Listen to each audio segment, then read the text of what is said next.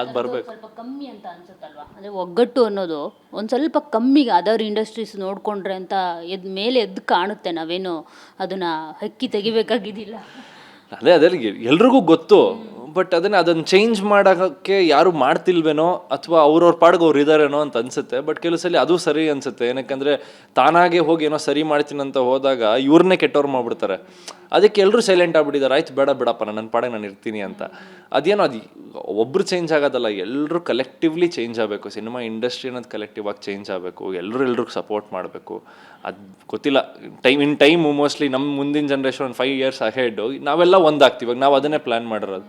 ನಮ್ಮ generation heroes ಎಲ್ಲರೂ ನಾವು ಟಚಲ್ಲಿ ಇರ್ತೀವಿ, ಎಲ್ಲರೂ ಮಾತಾಡ್ಕೋತಿರ್ತೀವಿ, ಒಬ್ರಿಗೇನಾಗ್ತದೆ ಸಪೋರ್ಟಿಗೆ ಬರ್ತೀವಿ. ನಾವು ಏನೋ ಎಕ್ಸ್ಪೆಕ್ಟ್ ಮಾಡಲ್ಲ. ನಾವು ಇಲ್ಲಿಂದ ಬೆಳ್ಕೊಂಡು ಹೋದರೆ ನಮ್ಮ ನೆಕ್ಸ್ಟ್ ಜನ್ರೇಷನ್ ಅದೇ ಫಾಲೋ ಮಾಡ್ತಾರೆ ಅಷ್ಟೇ.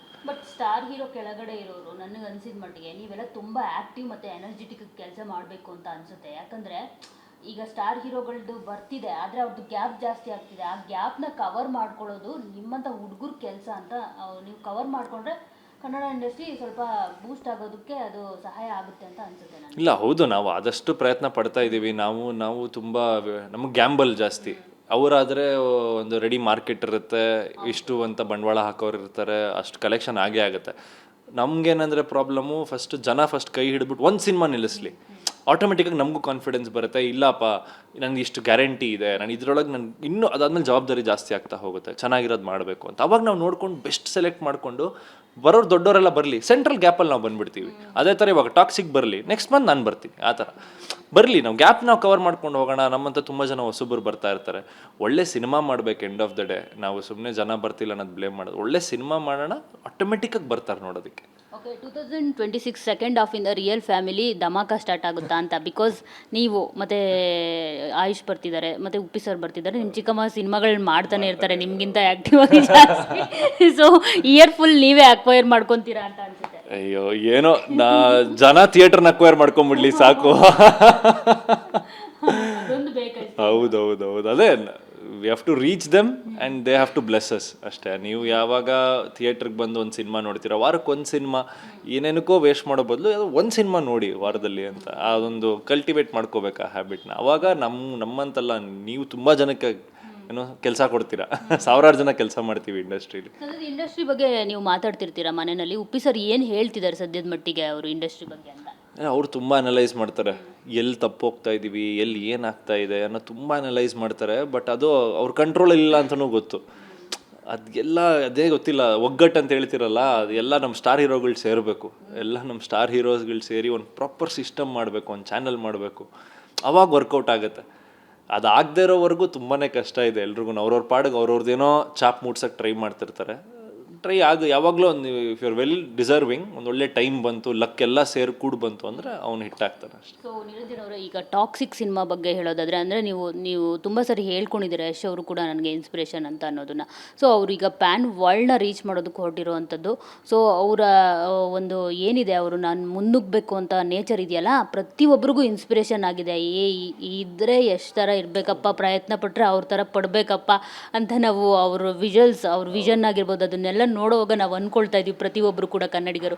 ಸೊ ನಿಮಗೆ ಎಷ್ಟು ಹೆಮ್ಮೆ ಇದೆ ಅದ್ರ ಬಗ್ಗೆ, ನೀವೇನು ಹೇಳ್ತೀರಿ ಅದು? ಇಲ್ಲ, ಡೆಫಿನೆಟ್ಲಿ ನಮ್ಮ ಕನ್ನಡ ಇಂಡಸ್ಟ್ರಿಗೆ ಆ ಥರ ಒಬ್ಬರು ಸೂಪರ್ ಸ್ಟಾರ್ ನಿಂತ್ಕೊಂಡು ಮಾಡ್ತಾ ಇದ್ದಾರೆ ಏನೋ ಒಂದಾಗ always will all be there to support.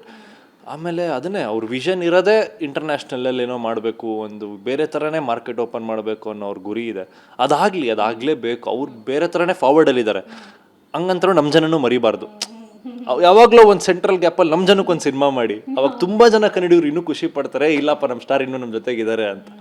ನಮ್ಗೆ ಅದು ಖುಷಿ. ಓಕೆ, ಮಾಡಲಿ, ಎಕ್ಸ್ಟ್ರಾರ್ಡಿನರಿಯಾಗಿ ಮಾಡಲಿ, ಇಂಟರ್ನ್ಯಾಷನಲ್ ಸಿನಿಮಾ ಮಾಡಲಿ, ಇಂಗ್ಲೀಷ್, ಫ್ರೆಂಚ್, ಜಾಪನೀಸ್ ಎಲ್ಲ ಮಾಡಲಿ, ವಾಪಸ್ ಬಂದು ಕನ್ನಡದಲ್ಲಿ ಒಂದು ಮಾಡಲಿ ಚಿಕ್ಕದಾಗಿ. ನಮಗೂ ಅದೇ ಇಷ್ಟ, ಅವರು ವಾಪಸ್ ಬಂದು ಕನ್ನಡದಲ್ಲೊಂದು. ಅಫ್ಕೋರ್ಸ್ ಇದು ಕನ್ನಡದಲ್ಲಿ ಮಾಡಿ. ಹೇಗೆ ಅನ್ನಿಸ್ತು ಟಾಕ್ಸಿಕ್ ಟ್ರೈಲರ್? ನನಗಿಷ್ಟ ಆಯ್ತು. ಅದು ಬೇರೆನೇ. ಅದು ಅದನ್ನು ಈಗ ನಮ್ಮ ಟ್ರೆಂಡು, ನಮ್ಮ ಪ್ಯಾಟ್ರನ್ ಎಲ್ಲ ಬಿಟ್ಟು ಬೇರೆದಕ್ಕೇ ಮಾಡ್ತಾ ಇರೋದು ಅವರು. ಬೇರೆ ಜನ್ರೇಷನು, ಅಹೆಡ್ ಆಫ್ ಟೈಮ್ಸ್ ಅವ್ರು ಹೇಳಿದ್ರಲ್ಲ, ತುಂಬ ಫಾರ್ವರ್ಡಾಗೆ ಒಂದು ಓಪನ್ ಮೈಂಡಲ್ಲಿ ನೋಡ್ಬೇಕು ಆ ಸಿನಿಮಾನ, ಎಂಜಾಯ್ ಮಾಡೋದಕ್ಕೆ ನೋಡಬೇಕು. ಆಮೇಲೆ ವಿಜುವಲ್ಸಲ್ಲಿ ನಾವು ಎಷ್ಟು ಅಪ್ಡೇಟ್ ಆಗಿದ್ದೀವಿ ಅನ್ನೋದು ಆ ಸಿನಿಮಾಲಿ ಗೊತ್ತಾಗುತ್ತೆ. ಕನ್ನಡ ಇಂಡಸ್ಟ್ರಿಲಿ ಈ ಥರ ಒಂದು ಸಿನಿಮಾ ಬರುತ್ತಾ ಅನ್ನೋದೇ ಒಂದು ಶಾಕಿಂಗ್ ನ್ಯೂಸ್. ಅದು ಡೈಜೆಸ್ಟ್ ಆಗೋದು ಸ್ವಲ್ಪ ಟೈಮ್ ಬೇಕು, ಬಟ್ ಮೇ ಬಿ ಚೆನ್ನಾಗಾಯಿತು ಅಂದರೆ ಇನ್ನೂ ಸೂಪರ್ ಆಗಿರುತ್ತೆ. ಸ್ಪೆಷಲಿ ಲೈಕ್ ಹೀರೋಗಳಿಗೆಲ್ಲರಿಗೂ ಆ ಒಂದು ಸಿನಿಮಾ ನೋಡಿದಾಗ ನನಗೆ ಟ್ರೈಲರ್ ನೋಡಿದಾಗ ಅನಿಸಿದ್ದು ಅವರ ಟ್ರಾನ್ಸ್ಫಾರ್ಮೇಷನ್ ಇನ್ಸ್ಪಿರೇಷನ್ ಎಲ್ಲರೂ ತಗೋಬೇಕು ಅಂತ ಹೇಳ್ಬಿಟ್ಟು. ಯಾಕಂದರೆ ಸದ್ಯಕ್ಕೆ 3 ಶೇಡ್ಗಳನ್ನ ರಿವೀಲ್ ಮಾಡೋದು, 3 ಶೇಡಲ್ಲಿ ಡಿಫ್ರೆಂಟ್ ಬಾಡಿ ವೇರಿಯೇಷನ್ಸ್ ಆಗಿರ್ಬೋದು, ಎಲ್ಲ ಎಷ್ಟು ಚೆನ್ನಾಗಿ ಕಾಣುತ್ತೆ ಅಂತಂದರೆ ಎಲ್ಲರೂ ನೋಡಿ ಕಲಿಬೇಕಪ್ಪ ಇದು. ಇಲ್ಲ ಹೌದು, ಡೆಫಿನೆಟ್ಲಿ. ಕೆಲವರೆಲ್ಲ ಬರೀ ಒಂದು ಸಿನಿಮಾಗೆ ವೆಯ್ಟ್ ಪುಟ್ ಆನ್ ಆಗ್ತಾರೆ, ಒಂದು ಸಿನಿಮಾಗೆ ವೆಯ್ಟ್ ಕಟ್ ಮಾಡ್ತಾರೆ. ಇವ್ರು 3 ಗೆಟಪ್ಪಲ್ಲಿ ಒಂದು ಬಲ್ಕು, ಒಂದು ಶ್ರೆಡ್ಡು, ಒಂದು ಬಿಯರ್ಡ್ಲೆಸ್ಸು, ಎಲ್ಲ ಥರ ವೇರಿಯೇಷನ್ಸ್ ಮಾಡಿ. And I think Yash sir max ಕೊಟ್ಟೋಗ್ಬಿಟ್ಟಿದ್ದಾರೆ ಪರ್ಫಾರ್ಮೆನ್ಸಲ್ಲಿ.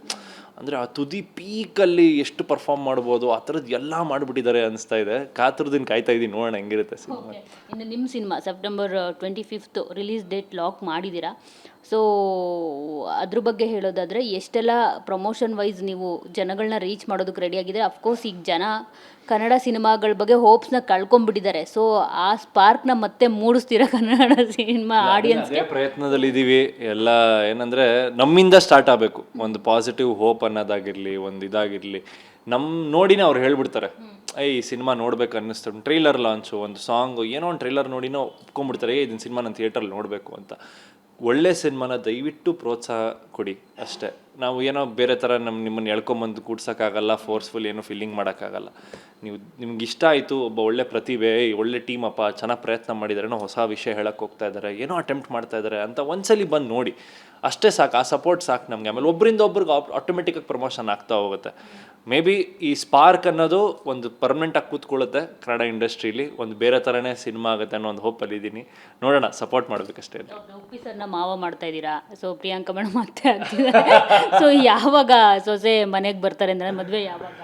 ನವಂಬರಲ್ಲಿ ಪ್ಲಾನ್ ಆಗ್ತಾ ಇದೆ, ಎಲ್ಲ ಹೇಳ್ತೀನಿ. ನವಂಬರ್ ಸಿನಿಮಾ ರಿಲೀಸ್ ಆದಮೇಲೆ. ಇನ್ನು ನಿರಂಜನ್, ಈಗ ನಿಮ್ಗೊಂದು ಸಕ್ಸಸ್ ಸಿಗಲೇಬೇಕು. ಆ ಸಕ್ಸಸ್ ನೀವೇನು ಹಪಾಪಿಸ್ತೀರಾ ಅದು ನಿಮ್ಗೆ ಸಿಗಲಿ ಆದಷ್ಟು ಬೇಗ. ತುಂಬ ಒಳ್ಳೆಯದಾಗಲಿ ನಿಮಗೆ. Thank you so much. ಎಲ್ಲ TV9 ವೀಕ್ಷಕರಿಗೆ ನನ್ನ ಸಿನಿಮಾ ನಿಮ್ಮ ಹುಡುಗ, ಕನ್ನಡದ ಹುಡುಗ ನಿರಂಜನ್, ಮುಂದಿನ ತಿಂಗಳು 25ನೇ ತಾರೀಕು ಸೆಪ್ಟೆಂಬರಲ್ಲಿ ನನ್ನ ಸಿನಿಮಾ ಸ್ಪಾರ್ಕ್ ರಿಲೀಸ್ ಆಗ್ತಾ ಇದೆ. ದಯವಿಟ್ಟು ನೀವೆಲ್ಲ ಬಂದು ನೋಡಿ. ನಿಮ್ಗೆ ಡಿಸಪಾಯಿಂಟ್ ಅಂತೂ ದೇವರಣೆಗೂ ಆಗಲ್ಲ, ಯಾಕಂದರೆ ನಾವು ತುಂಬ ಶ್ರದ್ಧೆಯಿಂದ ಶ್ರಮಪಟ್ಟು ಕತೆ ಮೇಲೆ ಕೆಲಸ ಮಾಡಿ ಸಿನಿಮಾ ಮಾಡಿದ್ದೀವಿ. ಬಂದು ನೋಡಿ, ನಿಮ್ಗೆ ಇಷ್ಟ ಆದರೆ ನೀವೇ ಅದನ್ನು ಮುಂದೆ ತೊಗೊಂಡು ಹೋಗಿ. ನಿಮ್ಮ ಪ್ರೀತಿ ಪ್ರೋತ್ಸಾಹ ನನ್ನ ಮೇಲಿರಲಿ ಅಂತ ಕೇಳ್ಕೊತೀನಿ. ಆಲ್ ದಿ ಬೆಸ್ಟ್, ಒಳ್ಳೆಯದಾಗಲಿ. ಸೊ ನೋಡಿದ್ರಲ್ಲ, ಇದಿಷ್ಟು ನಿರಂಜನ್ ಸುಧೀಂದ್ರ ಅವರ ಮಾತು. ಕ್ಯಾಮ್ರಾ ಪರ್ಸನ್ ರಮೇಶ್ ಜೊತೆ ಮಂಗಳರಾಜ್ ಗೋಪಾಲ್, TV9 ಬೆಂಗಳೂರು.